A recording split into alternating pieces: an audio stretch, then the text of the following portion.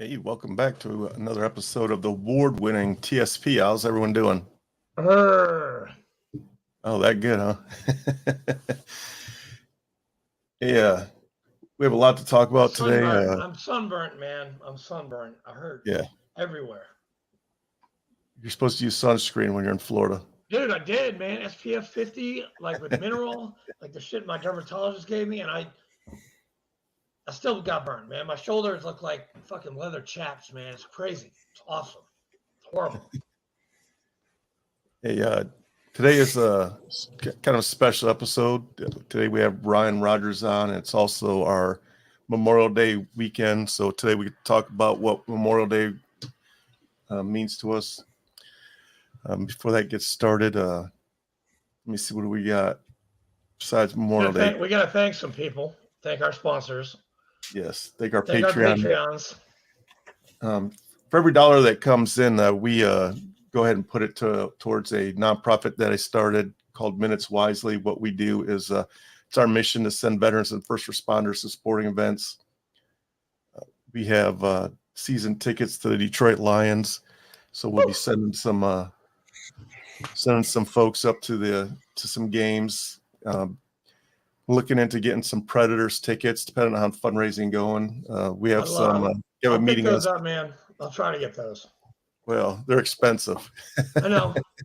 The 6-pack is, but I plan on getting the 6-pack for you, so we can have them. Even though I'd rather get the Bruins, but the Bruins they suck this year.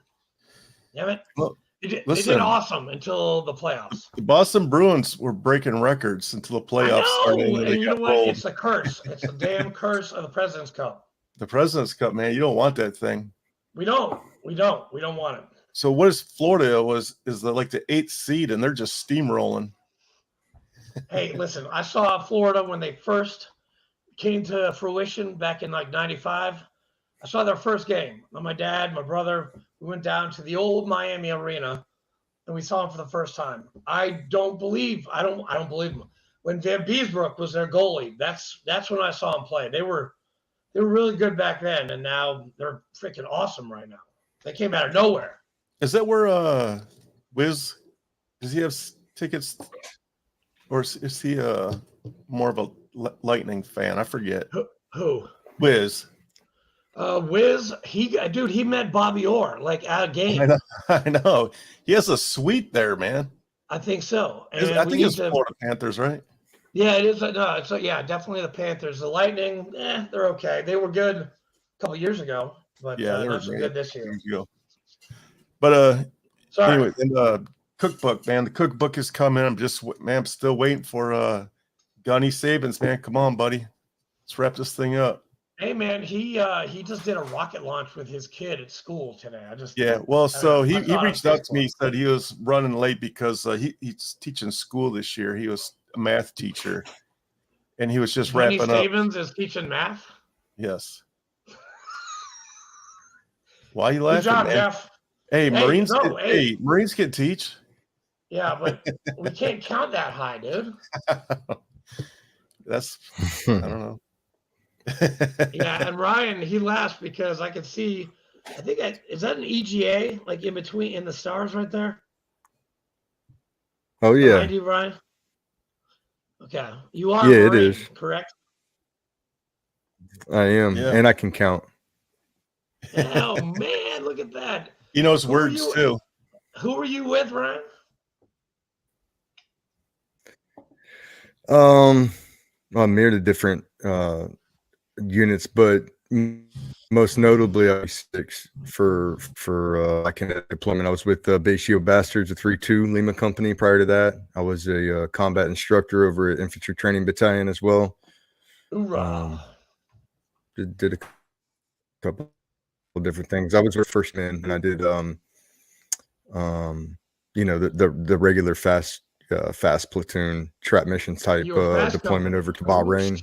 We were a QRF. Speed, low drag.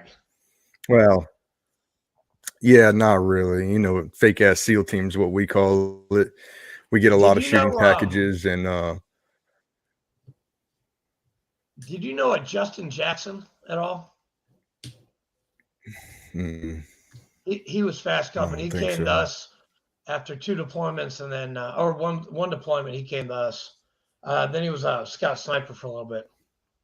What is can you explain what fast company is? Yeah, it's like an element that is dedicated to close quarters battle, so that they can act as a QRF to the embassies and other United States safe havens, let's call them, or places that they have if there was to be a trap mission. But essentially, embassies is the bread and butter where you have, dips at, and you would have a trap mission, something like what happened in Afghanistan, only not war. So like when I was in fast, we got activated to do a mission out of Bahrain, and it was pretty not about an evacuation out of Bahrain that we in. But I think essentially is site security for there were some guys that did site security in my company, not my platoon, and they did it for recon, and they ended up getting some site missions over in Iraq about the same time that I was going to Lebanon. And so, there's a myriad of missions that they can support, but they're highly trained in CQB. Yeah, they're good guys. I know a lot of fast guys, man. Oh, they were great. Fake ass SEAL team. I think it really depends on. I haven't heard that in a long time. Yeah, well, it depends on where you come from, and who your element leaders were. I just got lucky. We trained a lot, and we trained hard every month. So we got the shooting packages, and then I had, at Fast Company, for those people that don't know, it was like a billet when I came in. So you might not get all 03s as squad leaders in that platoon, even though you're doing 03 style mission sets. And I just got free platoon commander, captain. We had a gunny that just came out of recon over at Lejeune. And then we had an 0331, an 0311, and then we did have like a plot, the other squad leader, the other sergeant, but he was locked on, and the other two kept him pretty solid. So I got lucky over there. We trained hard. We got a lot of packages, a lot of shooting packages, and then subsequently got activated for that NEO. What years were you in? I came in 04, and I was retired in 14. 04. Were you Paris Island, or were you MCRD San Diego? Paris Island. So Paris Island. When did you go? Because I went in 2004. That's really funny. It's a small world. September 27th. Oh man. Okay, dude. September 27th is the day that I checked in, like forming or whatever. I graduated the day before Christmas. I graduated September 17th. I was in second. And you were Echo Company, right? Yeah. I don't even remember, if I'm being honest. Because I graduated, and you knew guys were coming in when we were leaving. I remember that. Probably true. Probably true. I don't remember much of it, to be honest with you. No. I was, and then I went to SOI, then I went to Fallujah, 38 India, and then we went to Fallujah in 05, Ramadi 06. But I was 2nd Battalion, Fox Company, 2081. 2081. You know what? I think I was Fox as well. Both there. Hoorah! Maybe I was the next Fox Company after you left. I don't know. Yeah, pretty wild. No, that's great. And hang on, Jeff. Where are you from? Is there any way we can pause for just a second? Yeah, sure. Yeah, just 1 second. Sorry. Yeah, man. Yeah, sure. Well, I'm gonna clear some dead space while he's taking care of his dog. Hey, what do we got going on this weekend? Well, let me tell you about it. We got 2 events on Saturday. We got the Ruck, the Middle Tennessee Memorial Ruck. That is going on Saturday at 09 at Barfield Crescent Park. And then that night, we have something that night. Holy crap. What do we have that night? Damn. Hold on. I got to check my schedule. We got the Hard Rock Cafe, JT Cooper, free concert, Warrior Rounds at 7:00 at the Hard Rock Cafe in Nashville on Saturday. Sunday, we've got the replaying at Stones River, and then we are doing a barbecue for the National Association for Narcotic Dogs at the Doubletree Hotel in Murfreesboro. Sorry, guys. How's JT Cooper doing? He is great. He called me up. He's like, "Hey, can you promote this event for me?" I'm like, "Yeah." And so I sent it out to everybody. It's a free Warrior Rounds. Valet is $15. That's the cheapest you are going to find in Nashville. So valet your car and go see a free concert. Nice. Yeah. Sorry, Ryan. You're back.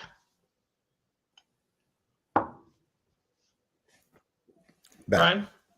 Oh, okay. Yep, I'm back. Ryan, where you? Sorry, there's a from, little bit of a delay. I'm not trying to jump on you. No. It's okay. Where are you from, man? Yeah. So, yeah, man, I'm from Ohio. I come from Ohio, South Central. I grew up born and raised up there. I mean, I think we moved around a little bit when I was younger, but middle of a cornfield. I didn't have, too much going on. There was small school in the South Central middle of the state.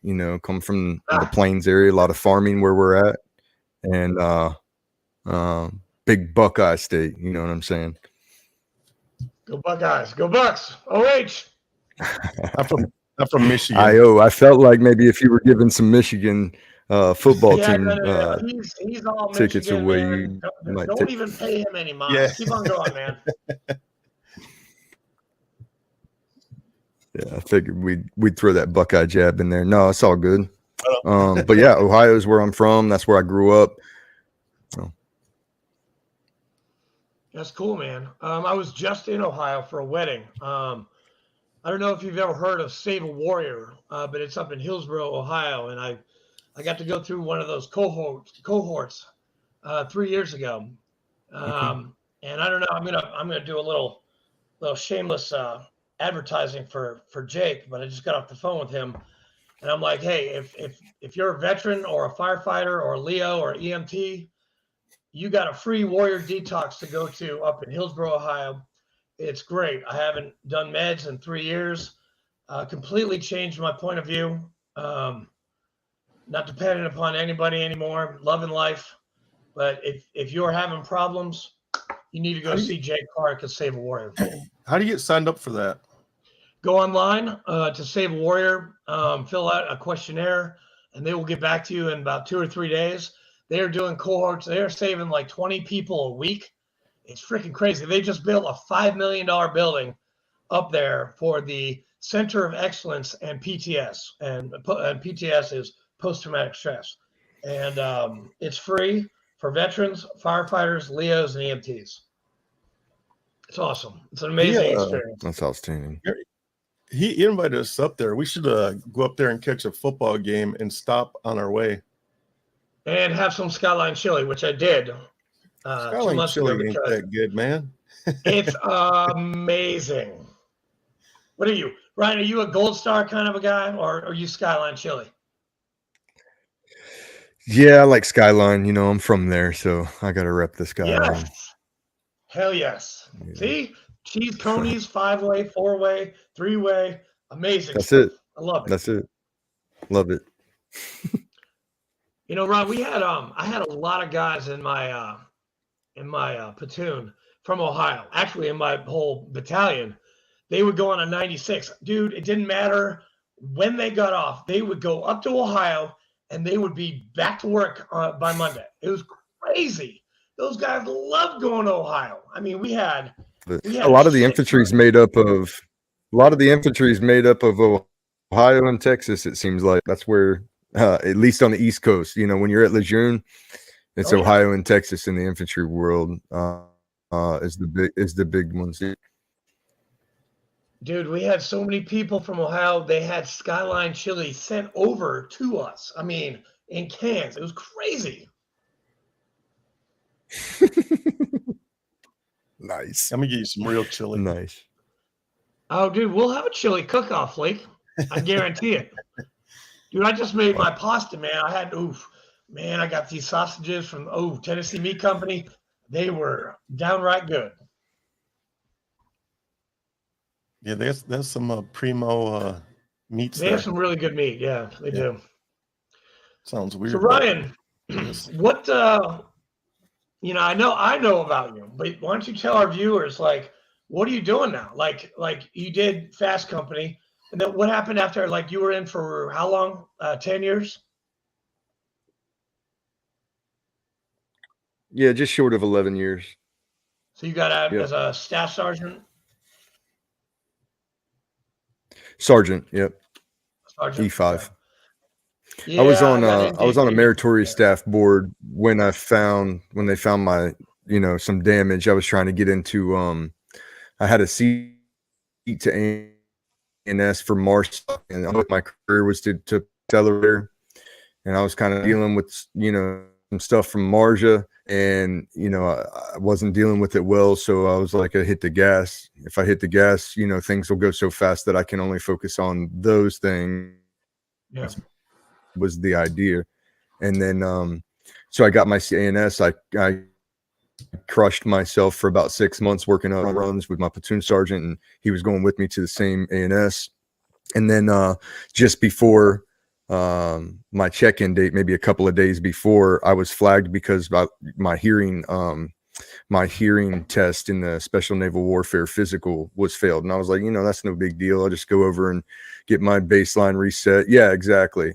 And that was not what they were talking about. That was not the test that they wanted me to take. So they sent me to main side, and I had to repeat these words that a lady would read off.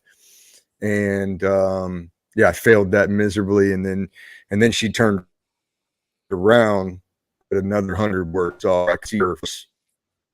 And I failed that one even worse.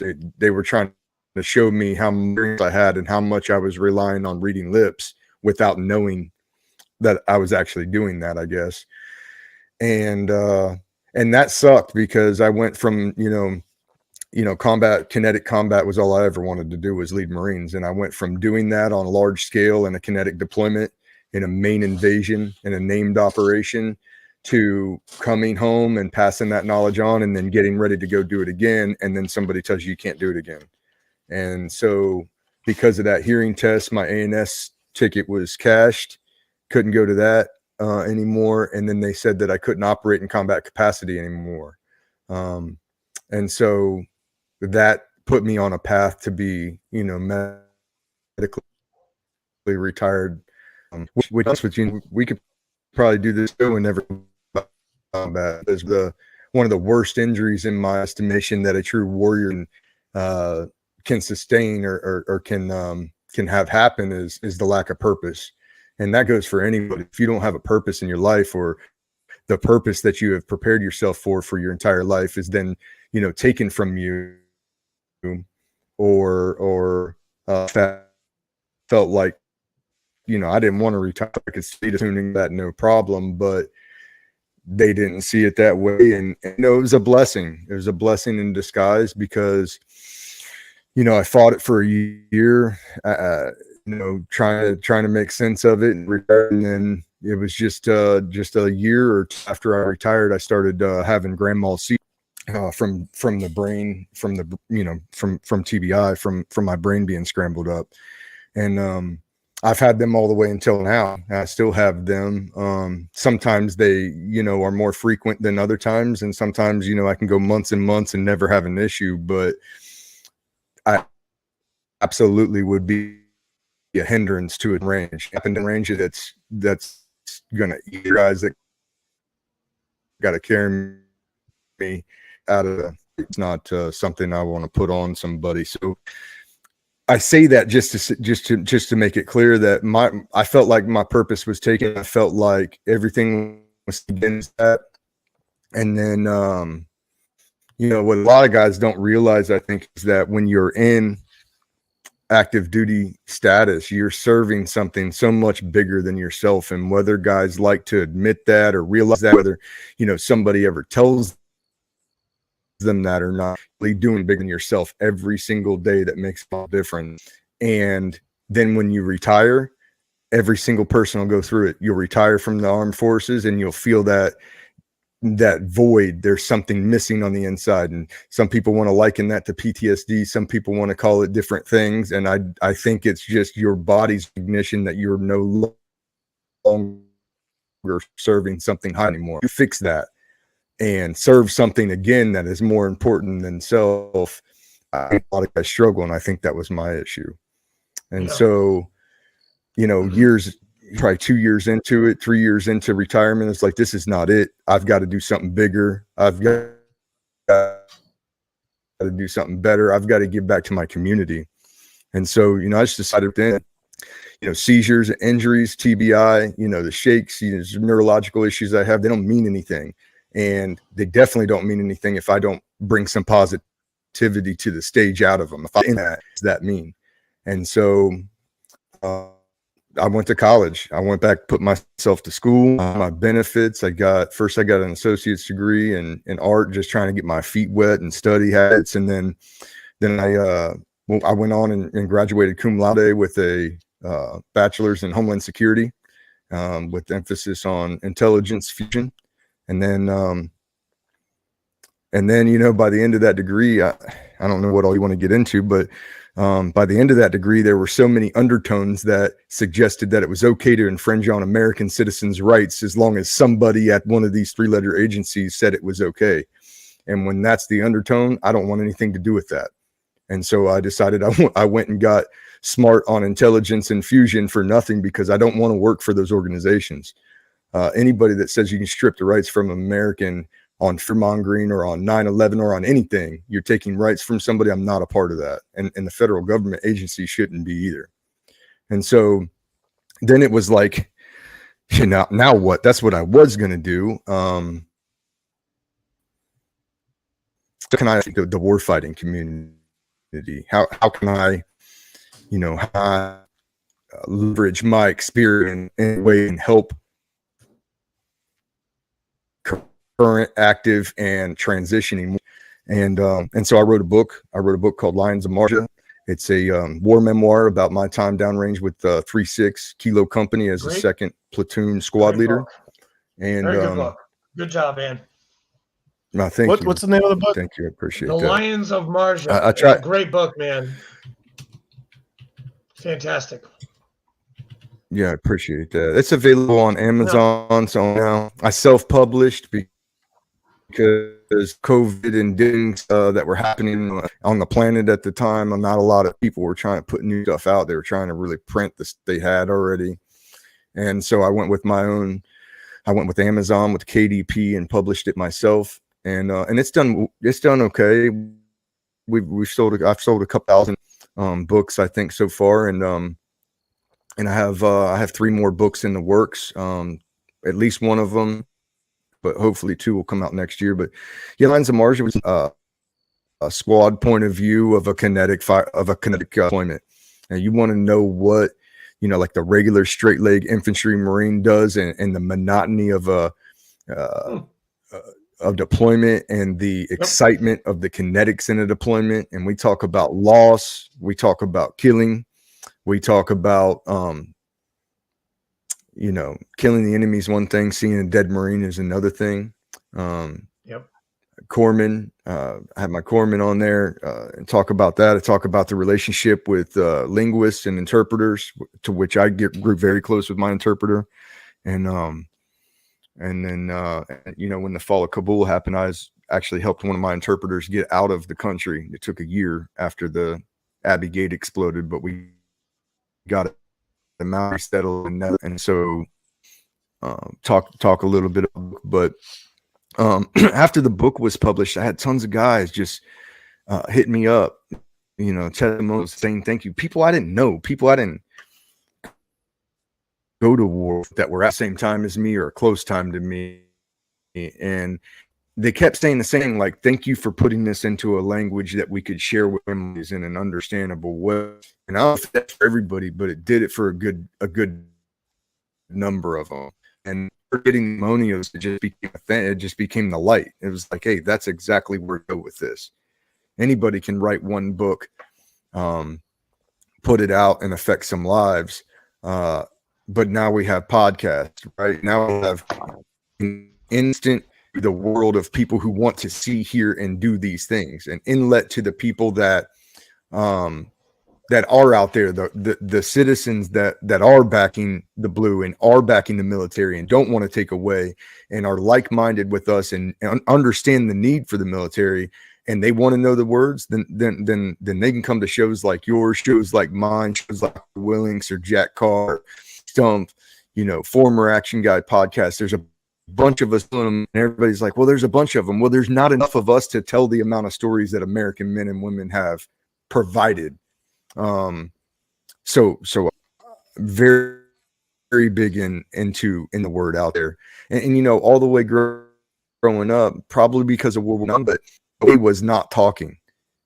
The way was being hushed about it and trying to forget about it and trying to drink about it and trying to drug about it. And guess what? It didn't fucking work. It didn't work for them. It didn't work for Vietnam. I'm in group counseling with Vietnam veterans that are 50 years post-trauma, and they're still dealing with the same shit because the shit that they tried didn't work. And now they're doing the shit that is out there for them now. The going out, the talking one-on-one, the talking in group therapy.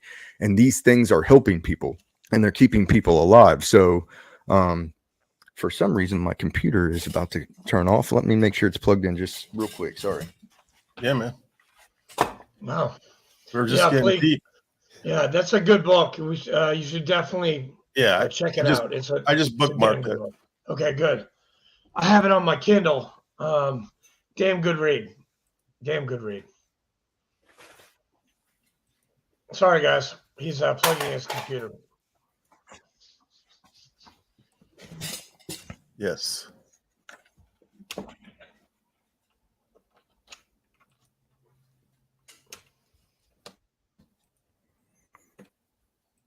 It's so strange. I'm sorry, guys. My PC is plugged in and it's telling me. Just give me more second. You're good, man. Yeah, take your time. Man, I want a beard like that. That's what I want my beard to look like. That guy's. What happened to your beard, man? You chopped Hey, it off about 2 years ago. I know. I shaved it, and I liked it when we did that interview with Uncle Si. But Yeah. I'm going to get it back. It's going to just take a couple months. Yeah, I think I'm going to bring it back, too. Dude, we looked like two shaggy old men. Oh, man. Yeah, it was awesome. Dude, that picture from the square that came up, I was like, holy shit. Who are these two guys? Ryan, you okay? Yep, I figured out the problem, guys. Sorry, just 1 second. No worries. We can edit it out. Yeah.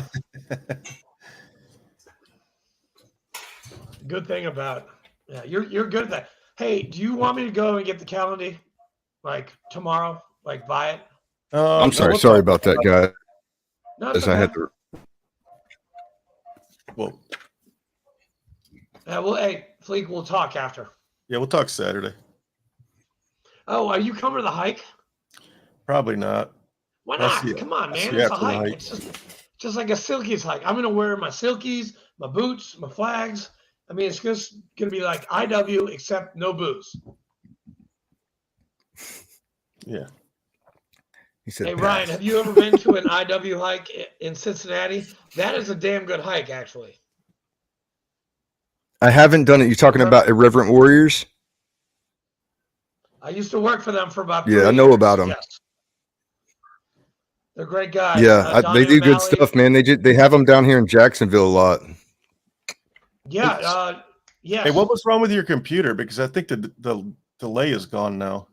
Yeah, the delay is gone. Maybe. Sort of. Oh, that's great.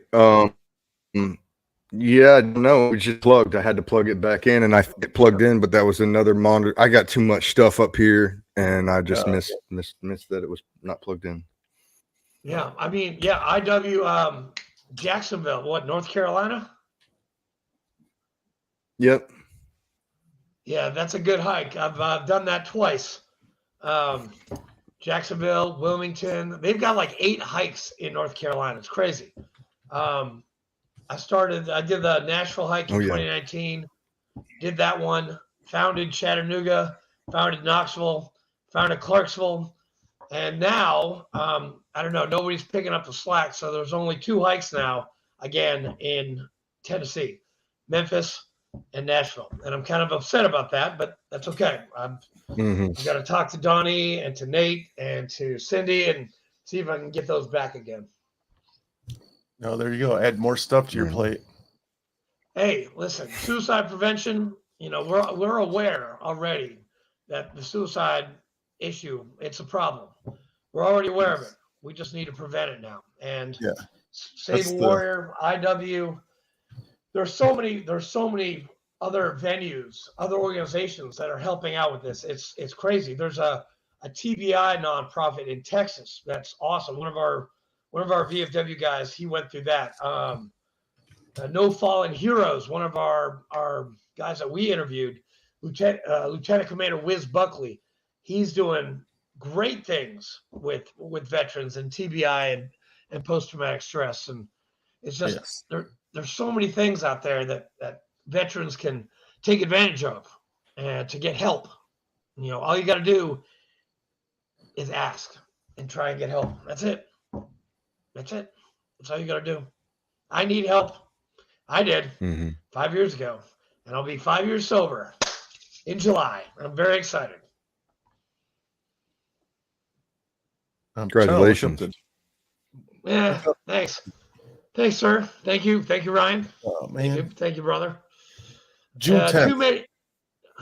June 10th is the Detroit hike. I was thinking about going to it. That's too close. Dude, you should, man. Dude, it is an experience that you will never forget. That weekend, my wife is going to be gone, so I got to be here with my dog. With Briggs. Yeah. Sorry, Ryan. We went a little squirrel, so no worries. What were you talking about? Lions of Marjah. You were getting into that. I'm sorry, before you had to go fix your computer. No, yeah, that was my shameless plug, man. I just I wrote 70,000 words without ever saying I or me once. It's all about the squad. So if you want to know how a squad reacts, how a squad feels, from dropping in to a new squad and taking over a new squad right before deployment, all the way through, the bonds that are unshakable through the end because of the things that you do together. We talk about those things. And then the podcast just started off of that, man. I got such a good response off of that from people that, I was in my room, in my garage, in my studio out here, just kind of working, writing. And I called up my APL from the Marjah deployment, Matt Charette, and I said, hey, I'm going to do this with or without you. I'm going to tell you, still know too many of them. We know too many hitters that did great things. And the fact is, we have a green Marine Corps right now. When you go and look, everybody with a rocker down doesn't have combat action anymore. It's about the gunny level, master sergeant leveling up. For a long time. I think it'll be sooner than later. So? I hope so. Yeah, absolutely. Because, these guys, they need the combat action room because we need members in the VFW to talk to Congress and try and get stuff passed, like the PACT Act that just passed. But the more people that I would just assume none of them. I just assume none of them go to a senseless war and come back with demons that they have to deal with for the next 20, 30, 40, 50 years. If Congress can't get that shit together, in my opinion. Now, I think it's great what VFW and American Legions do. I'm a senior vice at my VFW down here in Holly Ridge, North Carolina, and we're very involved at the congressional level. You're at Holly Ridge. I know that post. I don't live in a ridge, but I'm the senior vice of the post there. Yeah. Okay. Holly Ridge is you get that pancake place right on 17, right on the right hand side, brown building. Yep. Yeah, man. I That's spent right. a lot of time at that place. I know exactly where that is. Oh yeah. Oh yeah. I love Holly Ridge. Oh yeah. So very involved, and I think the VFW does great things, but we shouldn't have to send people to get maimed and come back to argue about it. If we were in a real war, a war that we can't get away from, we could of money off of. War is always going to be a racket, and I get that, but 22 years of war that didn't really make sense, I think also has a lot of people, contorted in their brains about things, the whys. And, any guy that says we were there for nothing or it was all them, I think that's bullshit too. That's just an easy, let's go blame the disenfranchisement group. But the hard, that's easy. That's the easy answer, and I don't like easy answers because the easy answer doesn't get things done. It's something that needs to be talked about, and we need to understand that while war may be good for our GDP and for our investors and for our Raytheons and for our general dynamics, it's still young Marines, Army, sailors, soldiers, airmen that are going out there and putting their entire youth on the line for this. And so I think it should always be phrased like I heard somebody say one time that the president of the United States should not act on an aggression of war unless he's fully prepared to bring an innocent 22-year-old man into the Oval Office and blow his brains all over the fucking wall, because that is that's the game he's playing. And if he's not, if whatever the reason to go to war is not a good enough reason to do that here, then you don't have a good enough reason to ask Congress to go to war. Not for money, not for nothing. If you yourself as the POTUS can't blow one of your citizens' brains all over the Oval, then don't go to war. And that should be an easy justification of, do we go to war or do we not go to war? Because what you're doing is you're sending America's youth, America's national treasures over to do your bidding, and it better fucking be worth it. Because when it's not, well, you deal with a bunch of disenfranchisement. You deal with a bunch of lack of trust. And you start, floating these things around for 20 years. Now you have generations of warfighters pissed off and disenfranchised in the federal government. And I'm not saying all of them are. I'm not saying they should or shouldn't be, but I'm just stating facts. When you mishandle things and when you try to run a racket for 20-something years, that's what you're going to get. And I think we should have to get to that level. And this is coming from somebody that wanted war. My entire life, all I wanted to do was go war. Let me go and do the things that we do.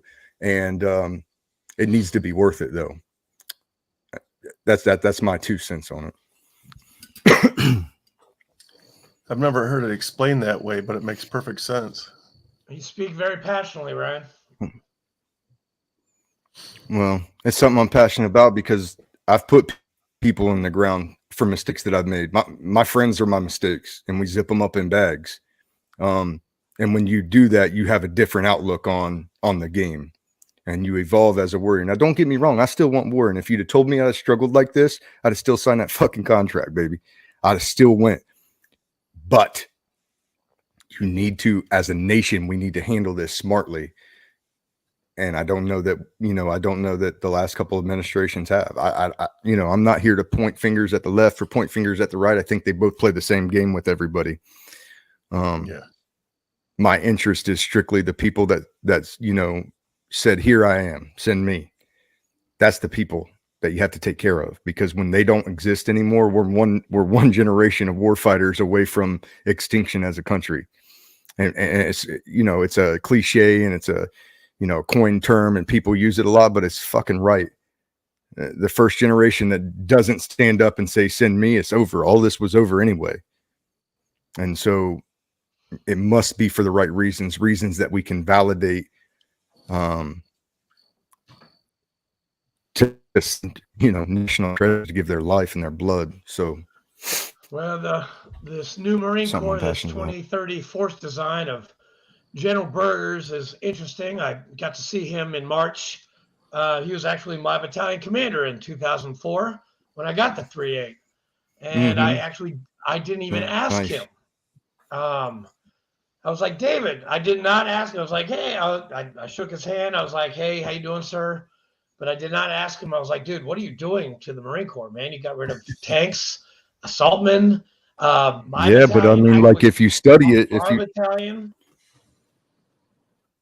if you study it, though, I just spoke to him at the Marine Ground Awards dinner. I got to speak to him, and I'm a fan of what he's doing. A lot of people didn't look into Azerbaijan and Armenia, but with drone wars, they leveled all of their tanks and armor and deep gun artillery. And so what you do is you put a sitting target out there for a $1,500 black market drone with a little bit of C4, and your big expensive tanks and equipment are gone. And that's just the plain and short of it. And to think that nobody else has them, every fucking buddy else has them. They're selling them on the black market. Ukraine's dropping mortars from them, dropping grenades from them. So the battlefield has changed. And so me, the fighter needs to be more lethal. We need to be better marksmen, and we need to be smarter. So that side of force design, I love that side. I love the side that says that we're going to TO as staff sergeants, as squad leaders, and gunnies as, but how do you sustain that? I don't know how you sustain that. I don't know their plan to sustain that. Because you can train the war fighters you have now that have a little bit of experience, and they can be great and they can be seasoned, but in 20 years, you don't have it anymore. And then how do you sustain that? I also had Chief 445 Gunner LaRosa on the show, and he was heading up the close combat lethality task force for DC, for Big Marine Corps, and they've done amazing things. They're putting these privates out now that are just drop dead lethal, man, more lethal than the Marines that are receiving them. Some would argue, and so that's great. The drones are great. Like I got a lot of 317, sniper buddies. And they hate all of this, but it's like, well, if I can send a drone out there and it can reconnoiter and it can look for long gun signatures on the field in use, and then it can actually use lethal aid to mitigate that target, then yeah, I want to do that too, because I don't want my friend Alex going out there and getting smoked doing something I can send a robot to do.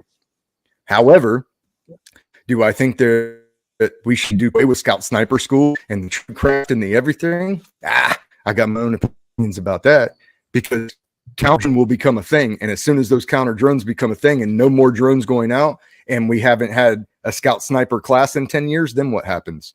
Then all that crap, all that field craft, all that blood and living data is gone. And then you have to start that back over again. And I don't understand that too much. So somebody would have to explain that part of it to me a little bit. But as far as the tank, the artillery, and the things of that nature, you're not going to take that in a beach campaign in the Pacific. And boys, if that's not what you think is happening, that's what the fuck is going to happen. Oh, yeah. We never get where we want, but always the one that we need. And I think the world needs that one more than just about any of them. He was talking about a more littoral service, and that's in atolls in the Pacific, and and that's good. I mean, looking towards China, because they are a threat, and I think Berger, he's got a good plan. A lot of my guys don't really agree with it. A lot of them don't, but a lot of them don't do their research either, because it's my friends too, and it's smart guys. It's guys that have been there. Why are we doing this? And it's like, well, I was of the same opinion, and I had Stu Scheer on my show, and he said, look up Armenia and Azerbaijan. Sick yourself. People on that were helping Azerbaijan and Armenia. What's that? We had Stu Scheller, right? Yes. Yeah, Stu Scheller. We talked to him too. When was that, Fleek? That was like 8 months ago. A year ago already. A year ago, yeah. A year ago we talked. It was last year. Yeah, that's when I had him on as well. I had him just after the Marine Corps, pulled their string on him. And,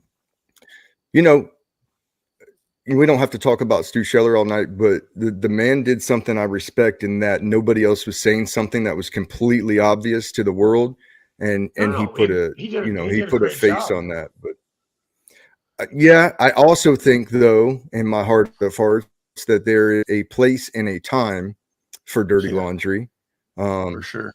And there are methods in the Marine Corps for you to use as to not give a public black eye to the Marine Corps. And so if he would have requested masks and then got shut down, I would have appreciated that more, I think, because at least he tried to make an effort at doing something, quote unquote, the right way. I think we still may have ended up in this situation where he had to go public, though. I still think that with the players that he's talking about and the accusations and such that he was leveling, that he still would have had to go public because they'd have done the same thing and he'd had to start thinking about his plans. Yeah. However, it would have made me feel better if he at least tried to do it in the manner in which it was supposed to be done.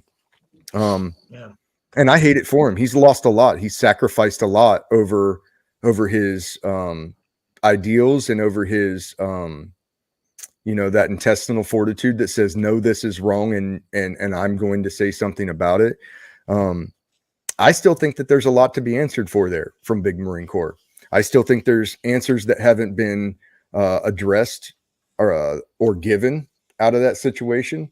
And I don't know what accountability looks like at that level. At that level, accountability may look like an after action, which is where Stu and I came to an agreement is like, like whoever wants people to be fired and their careers to be taken, that's not what we should want, first of all, but it's not going to happen. It's not going to happen to these people. But we should definitely after action that shit. And we should know the mistakes that were made and take the goods out of it and the bads out of it. That way we don't do that again, because they promised that they weren't going to do it again. And then they did it again. They did the same thing they did in Vietnam, and it looked picturesque, almost the exact same when it happened. And so, and then I got interpreters there that don't even know, that are trying to get out and they don't even know that our State Department's closed up and flew out and burned everything, trying to get a hold of them. So that would suggest the State Department just left everybody that was over there hanging. And so if we don't, and here's the other thing, guys, this is the thing I really want to hammer home. Did we get out of there? Yep, we got out of there. We took some casualties, we took some KIAs, but ultimately we got out of there. We closed it down. But what the fuck does that say to the rest of the world? We go in some other client place. Then we're not going to have interpreters lining up at the fucking doors waiting to get paid, because they know that all the promises we just promised people for 22 years were just wiped off the table when things got a little sketchy. So that was a huge tactical error, in my opinion, because I don't think you're going to have beating the doors down for those American dollars when they know at the end they get run up the flagpole and left. And so we can't make mistakes like that. We especially can't make mistakes like that when they're hinging on political ideation and snapshots, because that's exactly what that came from. So, I don't know what I'm getting at there, other than to say we've got to after action this shit, and it sucks that what happened at Stu, Scheller happened to him.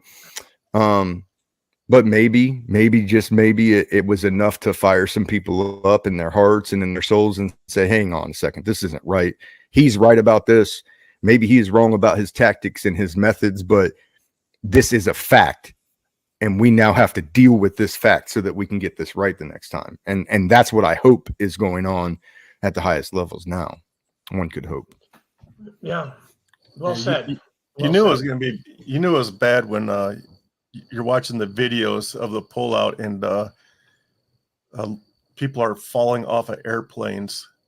They're trying to get out of there. It was bad. What's sickening about that is you didn't see very many women. It was all that nation's men throwing women and babies into sea wire, climbing past them and running for a plane. Yeah. I mean, that's just what they do, though. Yeah. Shot across the bow to anybody that's over there. If you're a man, go take your country back and pick your women up and lift your children up. I mean, we gave you 22 years of a spark inside to show you what freedom looked like. And if you can't take it the rest of the way from here, you will never take it. So do what you're supposed to do. I mean, right. I don't understand that. I mean, you have $800 billion worth of equipment to do it with. Yeah. Yeah. You let that go to the shit. They just don't have the fighting spirit. They don't have the confidence. Without NATO air, they don't have the backbone. They don't got the dog in them. Nope. All the dogs are on the other Brian, side controlling shit. Yeah, I was going to ask. Look at Ukraine, man. They're standing up to Russia. That's exactly right. It's a beautiful case study in what one hired man fighting for his country is worth 10 of the kings fighting for the crown. It's old, but it's transcendent. It transcends time. It's always that way. Hopefully our people wearing crowns take note. Yes. Hey, I have a question. Since you're so passionate about the Marine Corps and the military, this weekend is Memorial Day. What can you give us some thoughts on what you think Memorial Day is, and how are you going to? What are your plans to spend your 3 days? Yeah, I spend mine. I spend all of my anniversaries and Memorial Day the same way, and I do what is supposed to be done by a warfighter. Now, and I want to get this out there because I seen something beautiful yesterday. And I posted it to my social media for the channel because I think the guy was spot on. All you guys out there that expect civilians that have never worn the cloth of the nation, you expect them to understand the difference between Veterans Day and Memorial Day, like it's just something that shifted. But let me tell you something: they don't. A lot of them don't know. And then you, being an ambassador of your service, when you get pissy with somebody on Memorial Day that thanking you for their service, you have no idea how much courage it took for that young man or that young woman or old man or old woman to walk up to a perfect stranger and thank them for something they know nothing about. That took a lot. So what you should do is say, "You're welcome." That would be fine. But these guys, I see it on Independence Day with the fireworks. I see it for the thank you for my service. Like, you did something worth thanking, and they had courage and nothing but love in their heart, trying to say something to you that they don't even understand and they don't even know how to say. And then you're going to clown on them, and all that makes you look like is an idiot. In my opinion, it makes you look like an arrogant idiot. And a lot of times this comes from guys that didn't even go down range and hammer down. A lot of times this comes from, the bro vets out there. And I would just tell you to stop. You're an ambassador for your nation and for your service branch. And when you go out and act a certain way, if those people don't know any other Marines or know any other soldiers or know anybody else on an ODA team, and you do that, well, that's what they think right is. And that's what they think righteous is. And then what are they going to do? They're spread that to their sphere of influence because they think that's what's right. And really what you're doing is just putting a black eye on it. Somebody comes up and says, "Thank you." Tell them you're welcome. I had the best job in the fucking world. I got to lead Marines, or I got to lead soldiers. I got to fight for this nation. I got to prove myself in the ultimate arena. Any one of those things is fine. But to say, "Oh, you need to go figure out what Memorial Day is all about." Fuck off with all of that. That's stupid. It's a stupid way of thinking, and it's a pessimistic mindset. We're better than that. You were raised better than that in whatever branch you came from. So that on Memorial Day, go memorialize your boys. That's what you're supposed to do. Civilians are supposed to take advantage of that because they got people like you out there towing the line. They're supposed to have that barbecue and spend time with their friends. And if they know some war fighters, they're going to memorialize them. I guarantee you. They know the difference. The ones that don't, they don't because of ignorance. And in a country, how beautiful is it that we live in a country that is so fucking free because of the men and women and the 22-year-old national treasures that toe the line, that our regular civilian population doesn't even know that fucking war is real. They don't even know it exists outside the television. And that's a beautiful thing. That's freedom. So memorialize your dudes. Spend your day drinking your beers, doing whatever it is you do. What I generally do is I burn a fire out in the back of my yard. I have some tears. I tell stories. I had a combat correspondent, reporter that was with me through like the first 2 weeks attached to my squad. I watched the videos. I watched the helmet cams from the boys. I call and talk to my Marines. That's what you're supposed to do. You're supposed to have that warrior tribute, that nod to those guys that paid that ultimate sacrifice that we could still be here. And the other thing I do is I have fun. I have fun with my kids. I have fun with my wife. I hang out with my buddies. I spent a lot of years being sad or Me too. Or mad, or confused. And that's not right. I got to present a scholarship in the name of Matthias Newman Hansen, who's and we lost him, and his dad had me come up to Kentucky and do a presentation for the scholarship in his name. And I got through it okay. Everything's good. We get back to the house and we're kind of hanging out, and I got a little bit emotional just thinking about the gravity of it and how long it's been. And it feels like yesterday to the guys that were there and lost dudes downrange. You can smell it still, you can taste it. It doesn't matter how long after. And I was a little bit in my feels, and Lowell, Matthias's dad comes up, puts his arm around me. He's like, hey, he can't be here anymore. He can't raise a family. He can't see his kids. He can't coach a baseball team. He can't go fishing. He can't sit around a fire. He can't do all those things. But you can do all those things. All of you out there can do those things. And then they can live from Valhalla vicariously through you. Yep. They definitely don't want you to fucking kill yourself. That's not part of the routine. That's not what they want. They gave everything so that you could be here doing this. So go, whatever it is that you do, go do it and be the best at that. They don't want to see you cry. They don't want to see you sad. They don't want to see you. They want us to continue on and doing the good things every day, just like Fleek is doing. Me is he was a past commander of the VFW. I'm the commander of the VFW now, and giving back to the community. That's when we do that, we honor those that have passed before us. Absolutely. And and you as a senior vice, we love the VFW. I was actually gonna, take a break, but I'm like, I found in myself, like, no, I can't take a break. I got to keep on being a chaplain. And I said my name was out of the hat, but I'm going to run again for state chaplain because I like doing this, and I do it for them. Yeah. I do it for the 26 that we lost in the 3 deployments that I had. For my dad, my first veteran suicide that I ever even knew about. He killed himself when I was in my 2nd month of boot camp, when I was on the rifle range. My dad, Navy lieutenant commander, took his own life. And he was my first veteran suicide that I had ever known about. And I do all these things, for them. I don't do it for me. I do it for them, because that's what I think they would like me doing that for other people. I think that's what I think. Yeah. 100%. And the suicide thing, guys, is it's a pandemic, an epidemic of our class of people. And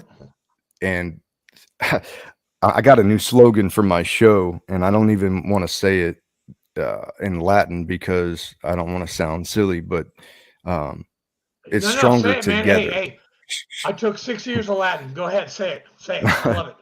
Simul fortior was together stronger together. And the only way we get out of this, guys, is if we band together.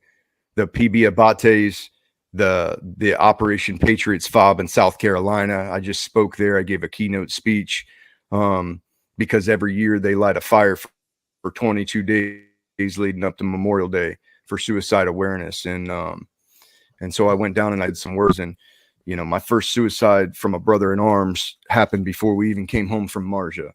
I had a young radio operator. His name was Tyler Rhodes, and he was attached to us and was subsequently attached as my CO's direct radio operator. So that meant he never got to go outside the wire and bang with some of the squads, unless the CO was going. Oh, yeah. And so he would live vicariously through my squad. My squad was one of the heavier engaged squads in that deployment. And every time we'd come in the wire, here would be, Lance Corporal Rhodes running up. checking, tell me, living through the boys, and he'd always be around our hooches wanting to know what happened. And, sometimes we'd come in looking like death, other times wouldn't be so bad, but he was always there soaking it up and begging me to take him out. Please take me out. Please take me out. Heart of a warrior, man, heart of a lion. And so one day he got his wish, man. He came in and asked me. I said, look, man, I'll talk to the CEO, but you know damn well he's not going to let you. He ain't let you this whole time. Why would he let you now? And the CEO says, hey, Rogers, get up to my hooch. I want to talk to you. I get up there, and gave me the go ahead. Said, hey, take Tyler. You can take Rhodes out with you, but if something happens to him, I'm gonna kill you. I said, Roger that, sir. Go back, do PCCs and PCIs. We lace up, and I was going out to a place called Charlie 6. Charlie 6 was, bad man's land, and if you get up north of a certain northern line, you're in the backyard and you're going to get fired on. And so I was going to take him out and pop his cherry, get him some direct action. And we're moving through, nothing. Finally, we get about the halfway point of the patrol, and they didn't want to play. So, we RTB, we flip it around, start headed back. And then, and then they hit us, and they hit us, and we suck into a mud hut building. And this building had a flat roof, but then it had like these domes on it. And it was very weird because most of the buildings didn't have that there. They were usually flat and you could fall through the roofs because they'd be so thin of mud or whatever. But these domes were dope, and they provided great cover. You could get right on them. So as soon as we took contact, we made entry into a building, and we get the Overwatch up, up to the roof. That way we could, get a little essay on what's going on. And I'm in that, in that mindset too. So I'm up there trying to get an eye on and a beat on where they're firing from. And Rhodes is on the ground. It's like 12 foot to the top. And Rhodes is on the ground. Yo, Sergeant, let me come up. Yo, can I come up? I'm like, man, you're like a number one target with that big antenna hanging off of you. Leave your antenna on the ground and bring your handheld, and you can come up. So he comes up, and he's right beside me. He's right here on my right. And I'm laying over this dome, just kind of waiting for him to let another rip off, because I got a pretty good idea of where they are. They're in this little tree line that kind of skirts an irrigation canal, and they're about 300 meters north of us. And finally, we're laying there. I'm laying there kind of doped in, trying to find them. And I have a team on the ground that was called a runner team, my fastest team. And we developed a tactic in our time there, because they bound back on us so fast with those little mopeds and such, that what we would do is we would fix them, and then I would send my runner team. And my runner team, 4 guys, is just hauling ass straight at the contact, straight at the building, whatever, wherever we've affixed them at. And they're going to go, and I'm going to lay a wall of lead down while they run, but they got the length of time I'm laying down lead to get close. And then once they get close, we do grenades over the wall and then make entry. And so we're set and prepped for that. Charette, my co-host for the show, my APL there, he's set down with the runner team getting ready to fly, and boom, they let another rip off, and that rip come right up that dome and past us, pop, pop, pop, pop, pop, blowing mud everywhere.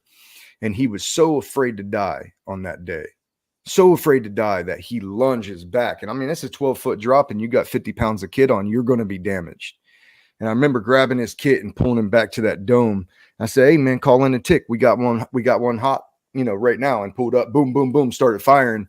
And then I got my saws going, and my runner team's taking off. And this kid's are like this big. He's like, how the fuck do you guys see him? It's on a hook, and he starts rattling off where we're at.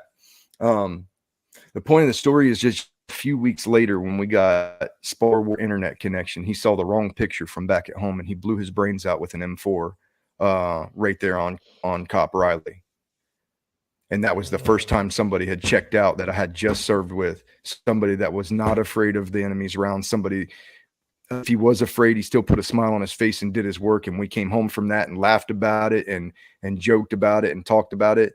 And then my squad rotated out of patrol and on OP cycle, which we can talk about, how the cycle went if you wanted to. But after 10 days of patrolling, you're going to rotate onto the OPs and picket 608, because they would backlay IEDs on us. How we did it too. And so we would picket for 10 days. Yeah. Well, while I was picketing, about 8 days into my picket or my OP cycle, we had a friendly element stop in and let us know, hey, Rhodes killed himself, 2 nights ago. We wanted you to know he was close to the squad. This is what we know. And yeah, I don't guess I understand it completely. I don't guess I can't wrap my mind around the finality of that. I can't wrap my mind around the selfishness. I think it's the most selfish act that a person can take. Because for you, it's over. Yourself, it's over. Boom. You don't have to deal with it. You're not cleaning it up. You're not doing any of this, but somebody's going to find you. Somebody's going to get the body back. Very, very close to you that has access to your house. Yep. Somebody's then got to clean it up. Somebody's got to scrub your blood out of something. I did. And then for the rest of time, everybody that ever loved you for the remainder of their lives is going to have a hole in their heart because of that forever. That can never go away. You can never take it back. And my message to guys is that, man, we get this life once, and guess what? It's supposed to be hard. And guess what? Yep. When we can send national treasures over to do our bidding at war, and they come back and they don't have any problem with the fact that they just annihilated, maimed, and killed their own species, then it's not fucking worth going to war over anymore. If nobody has problems, then this game is over already. So understand that life is struggle. It is supposed to be this way. It is supposed to hurt. If it was easy, we would just keep doing it. Exactly. If it was easy, nobody would ever stand up and say, hey, what the fuck are we doing, sir? We're getting people killed and nobody's thinking about it. And so, yeah, just know in your heart, man, there is so much to live for. There's so much to live for, so much to experience, and people out there that want to support you. Yeah, that's what I got. I don't want to beat the dead horse. No. Hey, no, Ryan, this is not what people wanted. Right. The first thing I ever learned in college before I joined the Marine Corps, in ancient Greek, habeos estin kalipos. It means life is difficult. I mean, the Stoics, dude, they were talking about that shit 2,000, 3,000 years ago. I'm a big fan of Stoic philosophy. Big fan. Seneca, Epictetus, Marcus, Pliny, all of those guys. I mean, I get that daily Stoic every single day, and I put it out to the rest of my guys, and I love it. And you're spot on, dude. I had to study those. I had to study those guys in college. I partied for 5 years straight, and I tiptoed like with a 3.1 with my classics degree.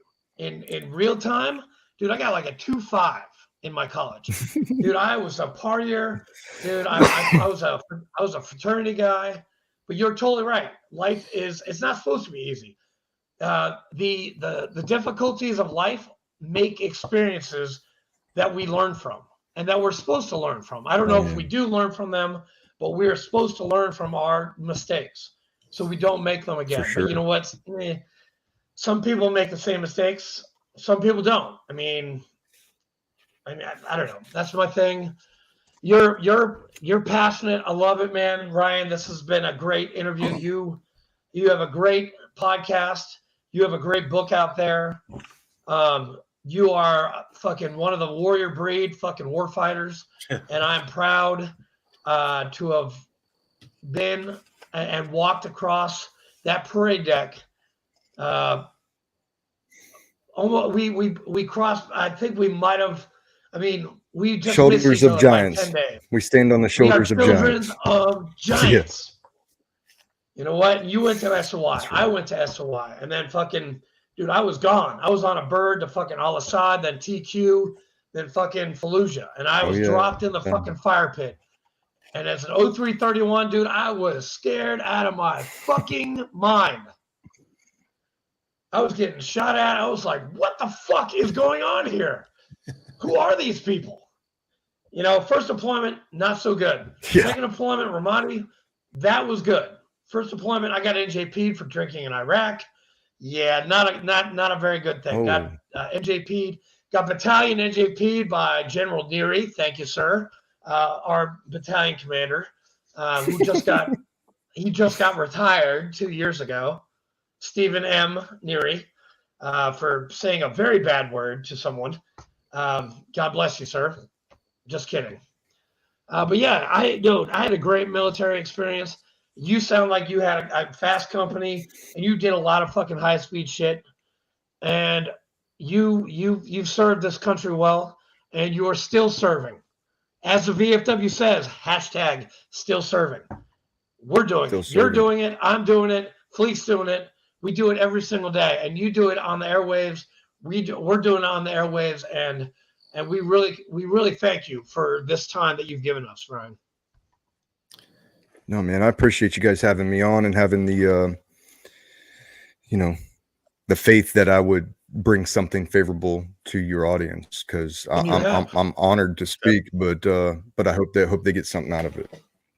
I'm sure they will. I know I have. I got the heebie-jeebies right now because, dude, that story you told, because it's fun. It's not funny, but I had a similar situation in my first deployment where somebody took his own life in the porta shitter, and I had to go clean up that porta shitter and get the body bag. And I'm not, and I knew that guy. I knew him pretty well, and that just brought back a lot of memories when you told that story. Yeah, man, it's sad. We have to stop. We have to put an end to it. Whatever that takes. We do. I'm going to do whatever I can do and whatever I think will be necessary to stop that, because we owe the national treasures that lay their youth down for this nation. We owe them more than what we have been giving them recently. No, I agree. I concur totally. Fleek, you got anything else for Mr. Rogers? No, man, he left me speechless. I know, right? It's hard to go. It's hard to follow that, man. It really is. Well, if we're ready to sign off, I just want to thank Ryan for jumping on with us, and want everybody this weekend to say your prayer for our fallen. And with that said, enjoy your weekend. It's a very somber weekend, but we're here, like Ryan said, we're here to do whatever we can to stop the suicide thing. That's what our main mission is: sending veterans and first responders to sporting events with a mentor. With a mentor. So it's our little way to try to curb this.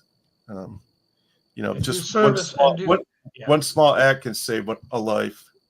Service to others, that's beyond anything else, and that is now our purpose. That is Ryan's purpose. That is my purpose. That is Fleek's purpose.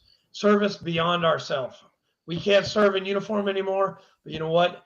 We can fucking damn sure help the people that did serve and that are about to serve. We can do that. Yeah, absolutely. And guys, I would just say this too. When you say your prayers, or when you have your thoughts, if you're not a praying person and you're just reflecting, understand that there are a good bit of those warriors that when they died, they were right the fuck where they wanted to be. Don't feel bad for them. Don't feel bad for them. Don't feel bad for them. There's no reason, because for guys like me, guys like us, guys that have been down there on those things, to die a warrior's death is the most beautiful thing. And guys that did their job right, it's almost their penance for their job is that they don't get that. So don't feel bad for them. They're walking the halls of Valhalla, feasting with some of the giants that we stand on the shoulders of. So say the prayer. It is somber, but a true warrior wanted to end that way. His heart was fucking full when he went. So don't feel bad for him. Amen. I appreciate you guys. Ryan, love you, man. Yeah. Hey, do me a favor, Ryan. Stick around for a second. It's got to download. Yeah, we got to get this download going. But I want to thank everyone who tuned in and listened to our show. Our Patreon info is down below. If you want to help us out, send a veteran or first responder to a sporting event. Help us get some Nashville Predators tickets, some Atlanta Braves tickets. So we appreciate anything. Just send us $1. anything will help out. Thanks again. See you guys next week.